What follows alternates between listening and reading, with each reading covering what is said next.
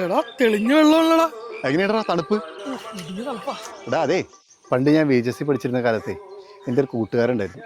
അന്ന് ഞങ്ങളെ രണ്ടുപേരെയും കാണാനില്ല, ഉണക്കമീൻ പോലെ മെലിഞ്ഞ് ആ അവസ്ഥയിലായിരുന്നു. ഈ മെലിഞ്ഞിരിക്കണവരെ അല്പം തടിച്ചു കഴിഞ്ഞാൽ കാണാൻ നല്ല ലുക്കാ.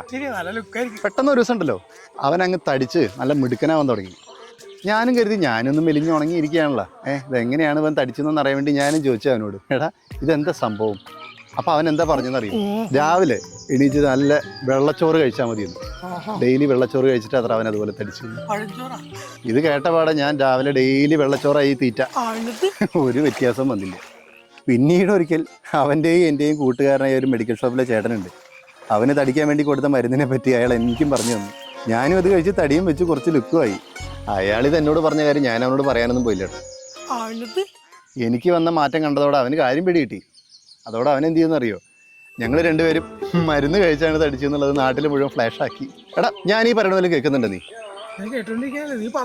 ആ എടാ, ഞാനിപ്പോഴും ആലോചിക്കാറുണ്ട്, മരുന്ന് കഴിക്കണ കാര്യം ഇത്രയും കാലം അവനത് മറച്ചു വെച്ചിട്ട് ഞാൻ തടി വെച്ചോടുകൂടെ അവനത് നാട്ടിൽ ഫ്ലാഷ് ആക്കണമെങ്കിൽ എന്തായിരിക്കും കാര്യം?